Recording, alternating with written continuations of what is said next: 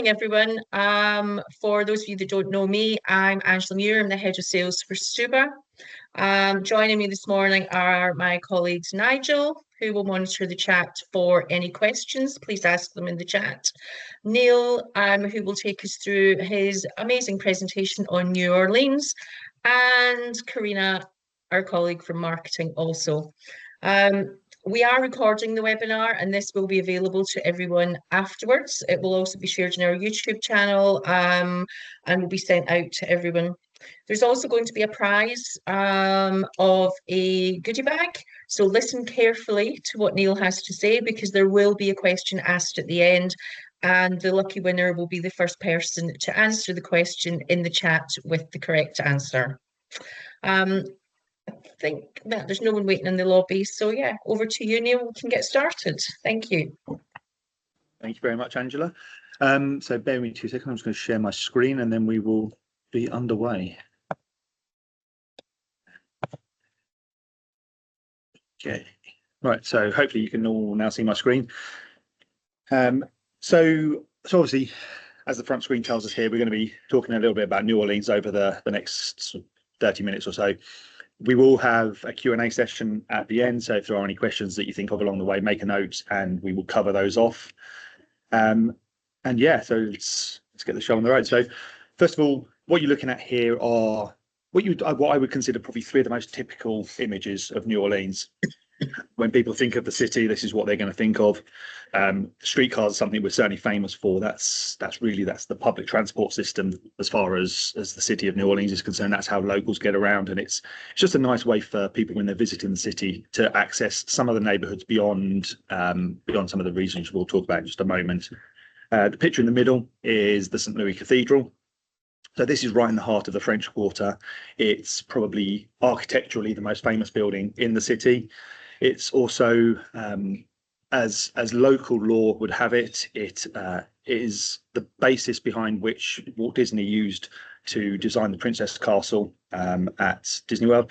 He, as story goes, visited the city of New Orleans, loved the building so much he went away and had an architect design his Princess Castle as such, and also then went on to write the story of the Princess and the Frog. As I'm told, there is a cathedral in Belgium that also lays claim to it, but our cathedral looks better, so we'll go with that. And also just the final image, just resplendent there in the colours of Mardi Gras. That's very typical of the architecture you're going to see in and around the French Quarter. It's many people think of it as French architecture. It's actually Spanish architecture, but that links into the history of New Orleans as it has been French, Spanish over the years, and we'll talk about that in just a moment. Page number might advance. There we go. So just to give you an idea, so for those, we may have varying levels of experience and knowledge around New Orleans on the call. So just to point out, so the map on the left-hand side shows you the little pink boot-shaped state, which is Louisiana, and this is where you'll find New Orleans.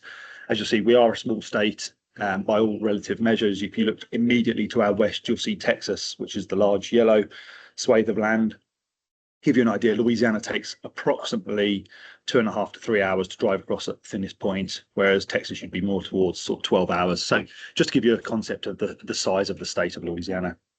Then on the map on the right-hand side, you'll see New Orleans marked with the yellow circle. So in the southeastern point, or in the toe of the boot, if you like, down sort of one of the southernmost points of Louisiana. We are approximately 80 miles from the Gulf of Mexico at this point. So what you'll find is Louisiana, and certainly the southern part of Louisiana and New Orleans, it's all predominantly built on wetland and swampland. And again, I'll talk a little bit more about what that means in just a moment. But it is obviously, yeah, that's where we're going to talk about today. So of course we're talking about the South and Louisiana and New Orleans, and so of course we have to talk about the civil rights, and it's certainly first and foremost on one of the things that we have to talk about when we talk about the city of New Orleans, because of course we're all familiar with the likes of Birmingham and Montgomery in Alabama with the stories of Rosa Parks and Martin Luther King, but there are also some of the less known possibly and some of the less talked about points of the civil rights movement in America that happened and occurred in New Orleans. So first of all, the image on the left hand side is a restaurant called Dookie Chase.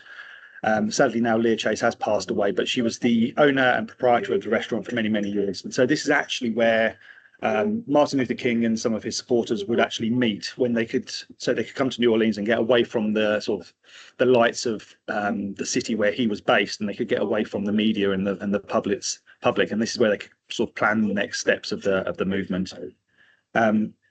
Image in the middle is the Louisiana Civil Rights Museum. This is now located in New Orleans.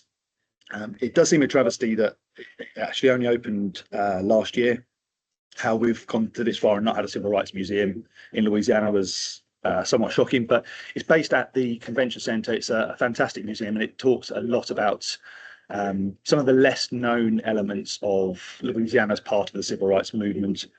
And then finally, the image on the right hand side is just to sort of give some concept around just sort of the battle of civil rights.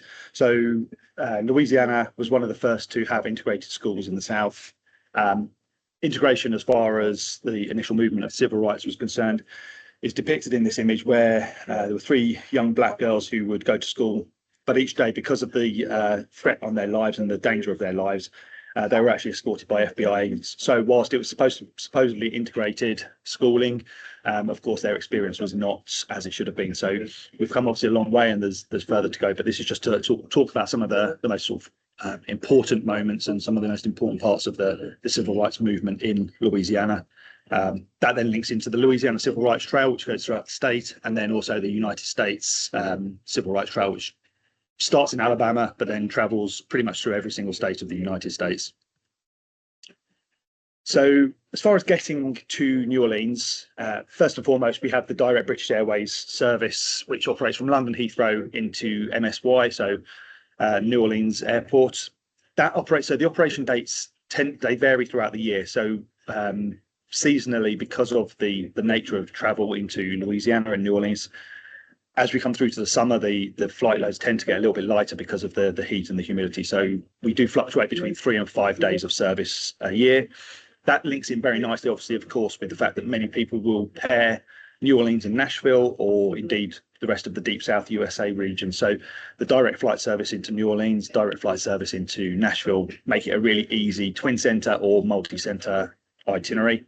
Then beyond that, of course, we have all the carriers that you would imagine to come into the region. So Delta Airlines, Virgin Atlantic, American Airlines, and they will connect through the likes of Atlanta, Dallas, Fort Worth, Houston, Austin, and everywhere. Any of the sort of the international airports that are around the region will connect in. So I mentioned earlier about the neighborhoods of New Orleans. So first and foremost, the most famous, the best known sort of neighborhood, and certainly for first-time visitors, where they're going to gravitate towards, is going to be the French Quarter. So I've had people disagree with me on the color. I'm going to say it's pink, but we'll I'm open to suggestions on other colors. But the French Quarter is that block in the middle there. It's approximately 8 blocks by 13 blocks, so it's a very walkable district within the city. As I say, this is where people who are coming to the city for the first time will visit. It's the famous home of Bourbon Street, which is, again, one of those areas where everyone is going to visit. Everyone should visit and take photos. You'll find a lot of bars, restaurants, hotels, and all that kind of good stuff in the French Quarter. That said, as many cities are now, we are becoming more of a sort of a district or a neighborhood city. So give you an idea, so to the right hand side you've got the Faubourg Marigny. This is where you'll find a little street, and it's typically, if I'm in the city, it's where you're going to find me hanging out, because this is where you'll find Frenchman Street. That is basically, in my opinion, the best place to find authentic local music, local jazz clubs. In fact, my favorite jazz club is located there in Frenchman, which is called the Spotted Cat. It's a fantastic little venue. You're not talking about $1 million music venues here. You're very much immersed in the experience. You're almost on top of the musicians as they perform. It's authentic, and that's what I think really people, when they come into New Orleans, that's what they want. They, to experience the music and the entertainment as the locals would experience it. Then to the left-hand side, you've got the green area. That is, so we refer to it as the central business district. So this is where you start to get into more of those taller, high-rise buildings. It's also where you'll find the Louisiana Superdome, which is the the home of the New Orleans Saints and also the New Orleans Pelicans basketball team. So this is where you start to get into that more sort of neighborhood type experience. The yellow region is the warehouse and arts district. And then as we continue along there, we get into the garden district. Another region that is actually coming up on the sort of the heels of all of these is just across the Mississippi River there. You'll see in small writing, you've got Algiers. So this is Algiers Point, and it's really come up as a residential area, but it's actually somewhere that people are starting to visit more because it's where a lot of the artists and the musicians will live and then travel into the city to perform their arts. So it's got a really nice, like I say, residential, local feel about it. Lots of little cafes and bars and restaurants. It's certainly something that we do very well, and that's just a nice short hop of about 10 minutes across the Mississippi River there, which is run on ferry daily. Neil, just to interrupt, there's just a quick question. The street that you mentioned in the Faubourg Marigny region, what was the name again, please? It is Frenchman Street. Frenchman. Yeah, so Frenchman is in. So yeah, Alex. Thank you, Alex. Yeah, so French men. So as opposed to man, is French Men Street. French men. There we go. Thank you. Yeah, but that's it. You'll find. So I mentioned Spotted Cat, but you've got bars and restaurants down there. So, but DBA, Blue Nile, really what are probably the best music venues in the city. Like I say, in my opinion, I always have to caveat it with that. But what we're probably most famous for throughout Louisiana, in fact, and not just New Orleans, but we'll talk about New Orleans specifically here, are our festivals. We have throughout the state of Louisiana, we have over 400 festivals a year. So a festival, much like it is here in the UK, it's going to involve food, music, dancing, and probably a drop or two of alcohol as well. So it really is about having a good time, being outdoors, listening to music, meeting friends, family, and just having a good time. So the ones we're mentioning here, so these are, so you've got New Orleans Jazz and Heritage Festival, which runs in April and May. You've got Essence Festival, which is in July, and then NOLA by NOLA. So we'll talk about one particular festival in just a moment, because it is arguably the most famous festival in the world. For my opinion, New Orleans Jazz and Heritage Festival is probably the best festival outside of Mardi Gras to visit if you want to experience a festival in New Orleans and Louisiana. The reason I say that, Mardi Gras comes a little bit earlier in the year, so typically the weather can be a little bit cooler, it can be a little bit more rainy. However, we do know some people, Mardi Gras is absolutely on their bucket list. So if you've got someone who wants to do Mardi Gras, they have to go at that time of year. If they just want to experience a festival in New Orleans, any one of these others will absolutely meet the requirements. And like I say, New Orleans Jazz and Heritage Festival, in my opinion, is probably their best alternative to Mardi Gras. It's in April and May, which was probably the best time to be in the city. So as I mentioned, Mardi Gras, you'll note I'm going to mention the word Mardi Gras many times. That might give you a clue to what the question is going to be later on. But so Mardi Gras is what we're famous for. Mardi Gras literally translates as Fat Tuesday. So Fat Tuesday is Shrove Tuesday or Pancake Day. So what that marks the start of is Lent. So that's the countdown to Easter. So it is deep rooted in the religious beliefs of, as far as we're concerned down here in Louisiana, the Catholic Church. And we're doing pancakes here, and we're putting sugar and lemon on those. They're in the streets, listening to music, dancing, having a good time. What I will say, people have perceptions and images of what Mardi Gras is. There are certainly elements where it tends to be more of an adult-focused celebration and festival. That would be more within the French Quarter. Once you get out into the side streets, and this is where you'll start to see the big parades. So you'll see the image in the middle there of one of the marching bands. This is very typical of what you're going to see. So the float on the left, very colourful, the marching band. These are what we refer to as the super crews. So they will march on predetermined weekends or days of the week, and it's all scheduled, and people will visit and line the streets as they parade through, playing music. They throw gifts and trinkets out from the floats as they pass through, and that's been part of the tradition of Mardi Gras. It was a festival started by the wealthy of the region, and this was how they could pass gifts to the poorer people within the city or within the region. It's changed a little bit from that now when we do these colourful beads that you see in the top left hand and top right hand corner. That's very much part of it, but there are also collectibles where you have some of the crew. So they might decorate a pair of high-heeled shoes, and that becomes a highly sought-after collectible. So if you get one of those, they become they can be worth thousands of dollars. So it's just a whole experience, but it is beyond probably the French Quarter. It's very much a family festival, and it's actually celebrated throughout the entire state of Louisiana. It's not just a New Orleans festival as many people think. So each city, each state, each region within the state will celebrate it slightly differently. So it's people could go to Louisiana and kind of do Mardi Gras 3 different ways across the sort of the 2 key weeks of the festival. Neil, sorry, I know I did absolutely. warn you that most That's of my right. questions No, might be that is absolutely fine. around food, and actually, no, I've just seen it on the next slide, the bottom right, the cake down in the bottom right, but I can see there's a picture of it on the next slide. Yep. There we go. Yes. So this is a very traditional part of the Mardi Gras celebration. So this is what we refer to as a king cake. Like the sound of that.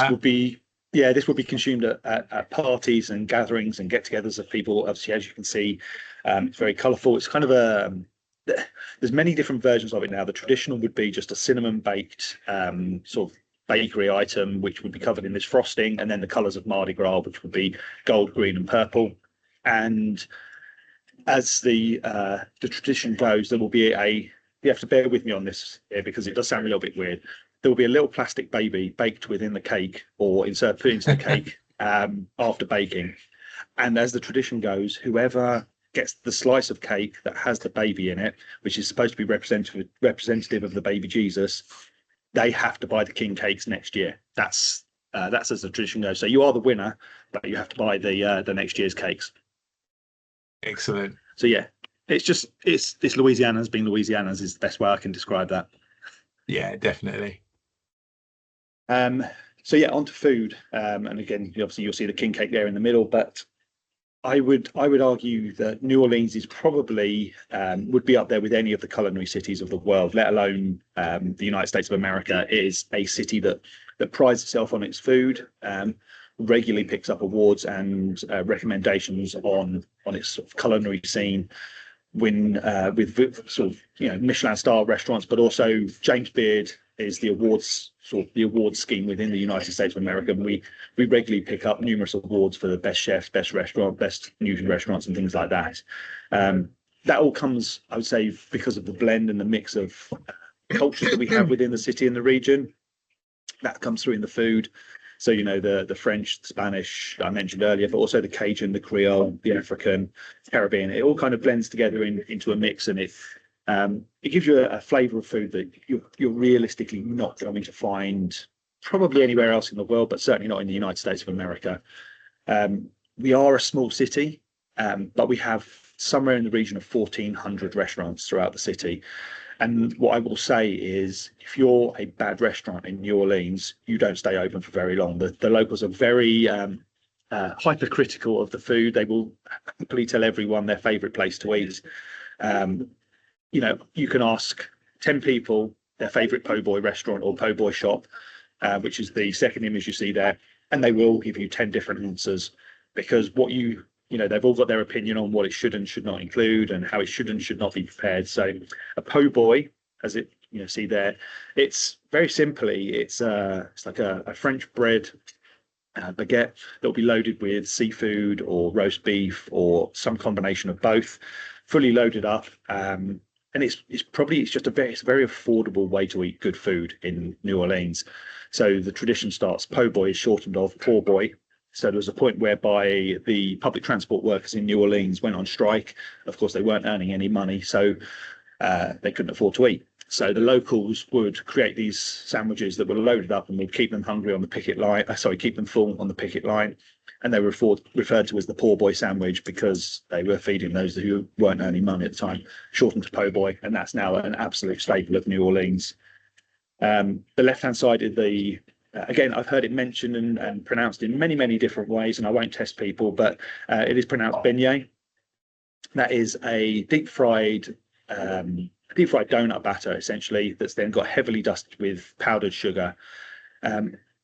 Experience, or so I'm told, should I say, actually. I've been told it's a fantastic hangover cure. If you've been out on a heavy night the night before in New Orleans, my one strong recommendation to anyone is, if you're going to eat these and you're going out for these for breakfast, do not wear a black t-shirt or black trousers. That stuff will go everywhere. And if you can eat a beignet without dropping it down yourself, it hasn't got enough powdered sugar in it. Then we move along. Obviously, we've got the king cake, which we talked about. Then you've got the crawfish etouffee, jambalaya, and gumbo. These are probably three of the absolute staples. Very much leaning towards the Creole influences. Again, people are familiar. I mentioned Creole and Cajun. More so in New Orleans, you're going to find the Creole influences. Cajun would be more as you head a little bit further west towards Lafayette and then over to Lake Charles. And again, it's just some of the influences you'll find. But, you know, we have international cuisine. You'll find everything from Korean to Thai to Italian, all available and presented fantastically well within the city. Then, of course, if you're going to have a good meal, you've got to have a good a beverage to wash it down with as well. So New Orleans is the birthplace of the cocktail. So you have us to thank for all of those fantastic, delicious cocktails that you see at the bottom there. These are all those that are sort of most familiar, most synonymous with the city. The one and the original cocktail, the first cocktail produced, is the fourth image we're looking at there, which is the Sazerac. So very much a sipping drink, and it was actually designed initially as a considered to be a medicinal beverage. So it was a blend of spices and rye whiskey. So it can be, again, prepared in a number of different ways, but for my preference, it's rye whiskey, absinthe, and then Angostura bitters. So that's where the medicinal part comes into it. If nothing else, you'll be feeling nothing after a couple of them anyway. So your sore throat or your cough chest will have passed nicely. So, but definitely a sipper, it's not one to drink quickly. And then you know, the Ramos gin fizz, the mint julep. Mint julep is very much one that leans towards our kind of summer. It's you know, heavily iced, nice, refreshing. It's quite akin to probably a mojito or something of that ilk. Hurricane, again, one of those that we're probably most famous for, most famously served in Pateau Brian's Bar, which is in the French Quarter. Nigel's nodding, so I know he's had more than one of those in his time visiting. But yeah, and I've cured many a cold with the Sazerac too. There we go. That's it. There we go. Well, in which case then that probably then tells me that you've probably also enjoyed a Bloody Mary or two whilst you've been in New Orleans as well. So that's normally the one that comes the next day to assist with curing the ailments or the woozy head the next day. But yeah, so again, cocktails are a big part of sort of the dining and the food and beverage culture within the city. Yeah, I have to admit, Neil, that I've been on a couple of fam trips in New Orleans, and we've actually had at breakfast what they call eye openers. So basically, alcohol at breakfast, which was a first for me, and they're referred to as eye openers, I believe. Yeah, that's it. And it's again a quirk of Louisianans and New Orleanians. They will never say that they're never drunk. They have been overserved, is what they will say. So there you go. There's some cover stories for you. So of course you've had your meal, you've had a couple of beverages. So we're going to head out for you know, some live music, some live entertainment. And again, I covered this a little bit earlier, but Bourbon Street is where everyone's going to gravitate towards. Everyone's going to head there. It's the most famous, you know, street in the city, and absolutely everyone should visit it. They will need to and want to take photos. That said, it is very much flashing lights. It's much more boisterous and loud and busy. So you should visit, take the photos. There are a couple of really good music venues there on Bourbon Street or just off Bourbon Street. So you've got Preservation Hall, which is the image in the top left-hand corner. This is very much your kind of mecca to jazz music fans. If you are a jazz aficionado or you just want to hear jazz played the way it should be played in New Orleans, this is where you would go. I will underline that with a little quirk in the city, which is it's one of the few music venues where we do not serve alcohol. It is very much about the enjoyment of the music and turning up, listening to the musicians. They have a rotating group of about 50 musicians who rotate in and play with each other on any given day. So whoever turns up, they'll work out between themselves, and that's how the performance and the schedule goes. But it's absolutely fantastic. It's definitely worth a visit. They're just going through renovations at the moment, because up until recently they did not have any kind of air conditioning in there, which is fine in March, April time. Once you get into July and August and you're 35 degrees and very humid, that's a little less comfortable. So they've been working on that, and that should be reopened very shortly. Another of my favourites on Bourbon Street would be Fritzl's, which is again a jazz club, and it's down towards the far end of Bourbon Street as you head towards Frenchman, which I mentioned earlier. Again, it's one of my personal favourite venues. Very much sat there. You've got the musicians on the stage, but if you're in the front bench seats, you're right on top of the musicians. You get the absolute fully immersive experience of that, which is fantastic. And then you see there, I mentioned Frenchman Street, which is where I say images in the top right-hand corner, at the bottom right-hand corner. They are from Frenchman Street. That's very typical of what you're going to see. It's people again on the streets. You've got musicians on the streets, particularly on a Friday and Saturday. Frenchman Street has an intersection on it, which is so crossroads. The musicians will turn up there. They'll start playing on the street corner. As soon as they start playing, you might have 2 or 3 people there in the street. Give it 30 minutes to an hour and you'll have a full-on street party going on. You'll have street vendors will be there with food and beverages that you consume there on the street. So you don't even have to go into the music venues, and you'll still get a fantastic live performance. And then you've got a short walk. You can be at any one of the number of great music venues that are down that street. Neil, I know we said we'd do a Q&A at the end, but I did just seem relevant in terms of what you're going through. Right. Alex, excuse me, who's also got some clients going there in March. He's asking, do you have to pay an entry fee to get into any of the clubs? It's different on different nights of the week. So typically on Bourbon Street, no, you don't pay an entrance. Preservation Hall is a ticketed experience, so that would be something that if you wanted to do that, they would need to and should book that in advance. It's very popular and it does book up in advance. Fritzl's and most of the clubs on Frenchman Street do charge a cover. It can be anything between $5 and $10 depending on the night of the week. It's certainly not expensive, and it's honestly it's well worth the spend. But yeah, it depends on the night of the week, depends on who will be charging and how much they'll be charging.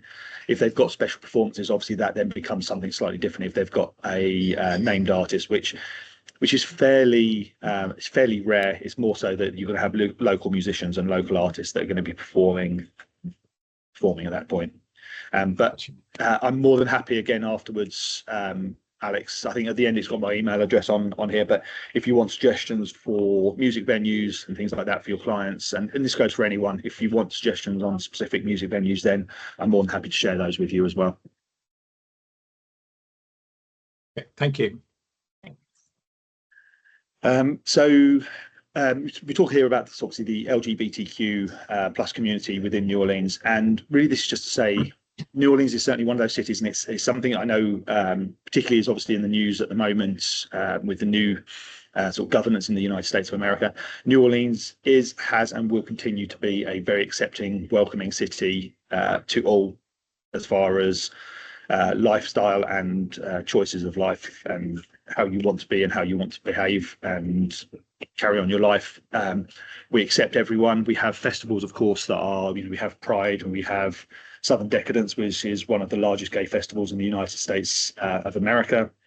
But really, it's a city where you can, as long as you're not offending anyone or going out of your way to hurt or be difficult towards others, you're allowed to live your life the way you want to live your life. You'll walk through the French Quarter on a Friday, Saturday night, and you'll see all kinds of weird and wonderful outfits.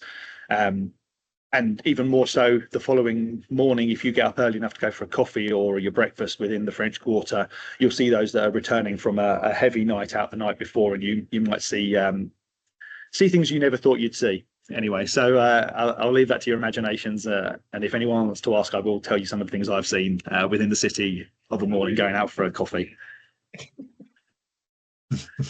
As I mentioned, we are, about 80% of the business within New Orleans is tourism related in some way. So the experiences that you'll find within the city are a fundamental part of that. And as you would always imagine with any tourism city, we've got the zoo, we've got an aquarium, we've got city parks, we've got art galleries, we've got all the usual things that you would imagine to have within a tourism city. But as is often the case in New Orleans, it's the things that only we can do or only we do that kind of set us apart, and that's what makes us that unique experience. And as Nigel told me before we started the call, actually, we were listed by Time Out as, I think it was number 6 in the must visit cities of the world. And these experiences are part of why we are considered a must visit city, because they are unique and they can only really be done in New Orleans. So starting across the bottom, I mentioned earlier, Mardi Gras obviously is a huge part of the culture of New Orleans and Louisiana. But if you've got people that want to go at other times of year, you can still get a little bit of that Mardi Gras flavour by going to Mardi Gras World. This is where they build the floats, this is where they design the costumes, and you'll see this all the way from the initial design phase, which is on paper, all the way through to building these great floats that are almost sort of double-decker bus-sized floats where people ride them. They've got toilets, they've got double-level balconies, they've got all the amenities. Of course, they've got fridges for beverages for the riders to drink as they go along as well. But it's really it's a huge part of the celebration. That Mardi Gras tells that part of the story, but it also tells part of the history of why Mardi Gras, how it started and why it became so important to New Orleanians and Louisianans as well. Yeah, and then I was about to say I've been fortunate to go to Mardi Gras World, and it gives an absolute magnificent essence and feel of what Mardi Gras is without actually being able to be at Mardi Gras. It really is the next best thing. So I'd highly recommend it to anybody. It's magnificent. Yeah, it's that's what you say. It gives a flavour, and also if people, Mardi Gras tends to be a more expensive time of the year to be in the city of New Orleans, as you'd imagine. So if people's budget doesn't stretch that, they can still get, as you say, the flavour of Mardi Gras by visiting at another time of year, but also going to Mardi Gras World and learning about it that way. So next of all is something that sounds a little bit macabre and a little bit morbid, but we have our cemetery tour. So personally, one of my favourite tours would be the Voodoo and Cemetery tour. So first of all, to start the cemetery side of it. So I mentioned earlier, we are built on wetland, swampland down in sort of southern Louisiana. So just by virtue of that, you cannot bury your dead in the ground. You have to have these opulent, decorative crypts above the ground, which are dedicated to families. So multi-generational burial sites for the family.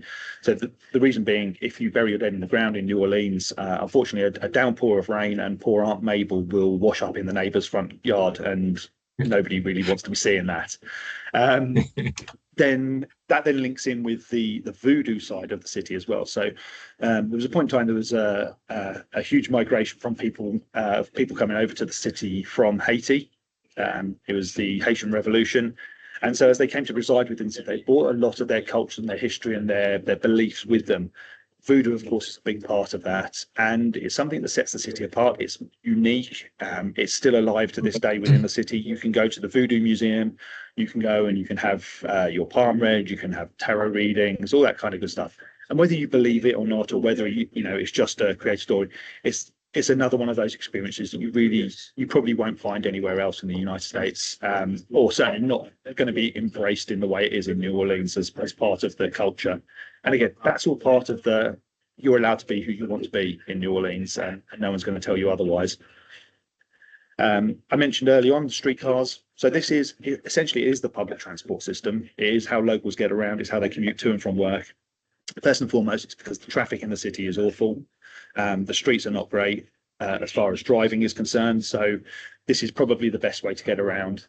What I will say as a tourist, it opens up certain parts of the city, and means that you can get out to City Park quite easily. You can get out to some of the residential neighbourhoods really easily by riding these streetcars. The one thing to note, or two things to note, the ones we're looking at here on the third image, they're the red streetcars that run up and down Canal Street. They are the newer air-conditioned streetcars. Again, good to know for the summer. We'll see on the next page, we're going to see the green streetcars, which run up and down St Charles Avenue. They are the old traditional streetcars, and they do not have air conditioning. But they do access, in my opinion, the best parts of the city that people are going to want to visit and see. So it is worth a ride down there. It's certainly a tick box. It costs a couple of dollars, and it's certainly an experience. Again, if you go nice and early, you'll see people commuting to and from work, but you will also see people on their way back from a night out the night before, and you see all the varying parts of New Orleans life kind of mixing together and just existing, and it's just entertaining if nothing else.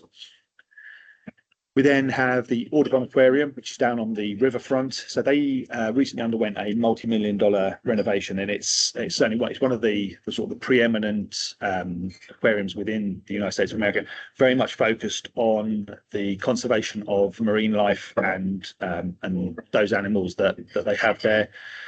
Marine life and the waterways are very important to Louisianans. They are the flood defences, really. I mentioned we're built on wetland, but actually the swamps and the bayous of Louisiana are our defence system against hurricanes and flood waters. So it is a fundamental part of the work they do in the Audubon Aquarium, is to talk about that and talk about the importance of swampland restoration and conservation, and how that will affect years to come for New Orleans and Louisiana. Neil, just a quick question. Yep. Another question from Alex with regards to tickets on the streetcars. Do you buy beforehand, or do you buy them on once you're on the streetcar? You buy them beforehand. There are machines in a number of the shops, or you can buy them online. There is something called a Jazzy Pass, which would probably be the best for visitors if they plan to ride it a couple of times. You can buy I think it's a 1, 2, or 3 day Jazzy Pass, and they get unlimited rides on that. Of course, it's Jazzy Pass. You're in New Orleans. But yeah, there's little vending machines, and also a number of the shops and the visitor centres and things like that will be able to sell those tickets. The visitor centre, the best visitor centre to go to is in Jackson Square, which is in the heart of the French Quarter. Okay, brilliant. Thank you. Hopefully that's okay, Alex. Yes. Sorry, go on. Yeah. No, okay. So top left-hand corner, as I mentioned, the green streetcar. This is the original streetcar. This is the oldest running streetcar in the United States of America. Again, works of New Orleans and Louisiana. We call them streetcars. Everyone else would call them a cable car or other variations of the name. We just have to do things a little bit differently down in this part of the US. Then running across the bottom again, so New Orleans Saints. I mentioned earlier, you've got the Louisiana Superdome, or now known as the Caesar Superdome. So this is where the New Orleans Saints play. We won't talk too much about that this season because we've not been very good.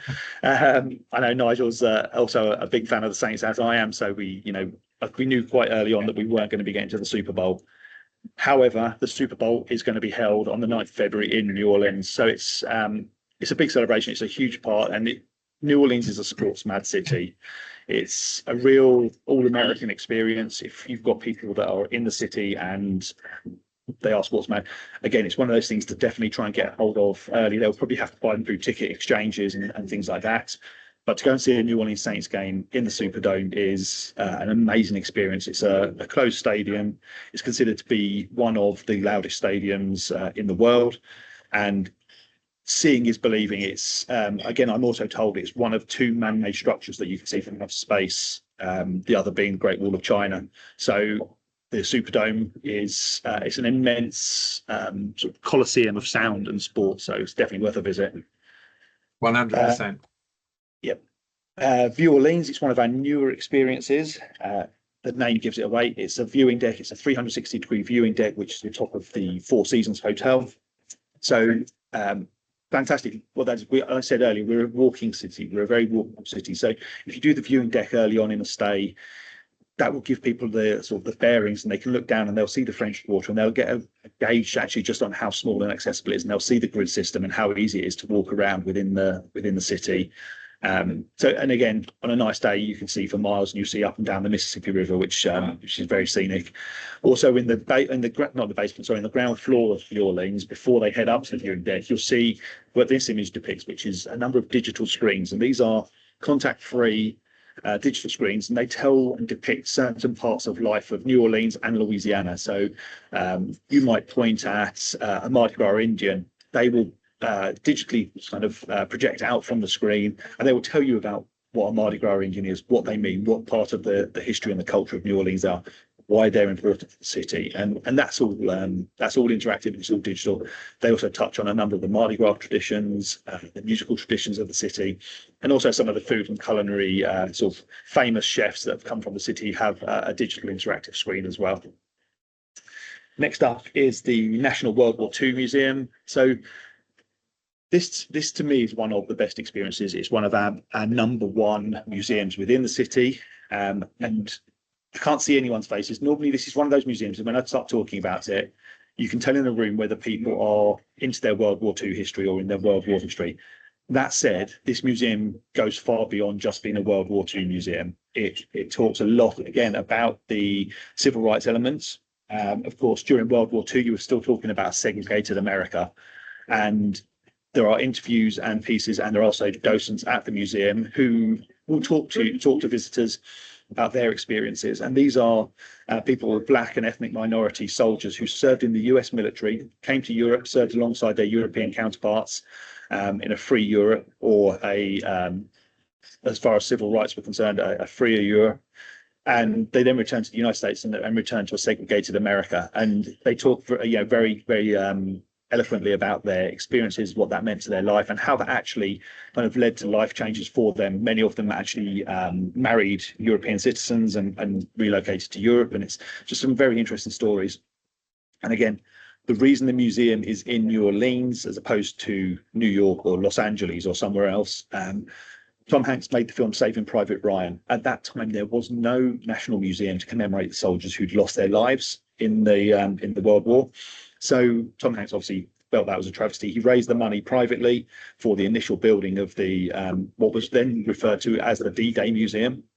That was built, and the reason it was built in New Orleans was Tom Hanks felt that was the right place for it, because the boats that were used for the D-Day landings, and the reason the D-Day landings were successful, which are referred to as Higgins boats, were the flat bottom boats, and they are designed and built in New Orleans and southern Louisiana. So the reason obviously there were other elements, but a big part of why the D-Day landings were successful were those boats.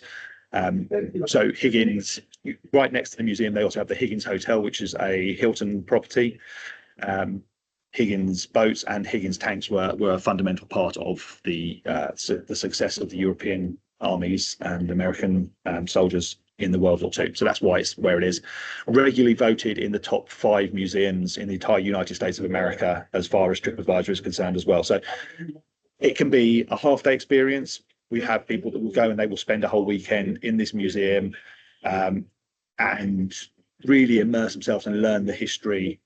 The one thing I will caveat it and say, you are, of course, in an American museum. It will be presented in an American tone of voice, whereby the Americans were fundamental to the success of the war and how they saved the day. So it is just to consider that as well.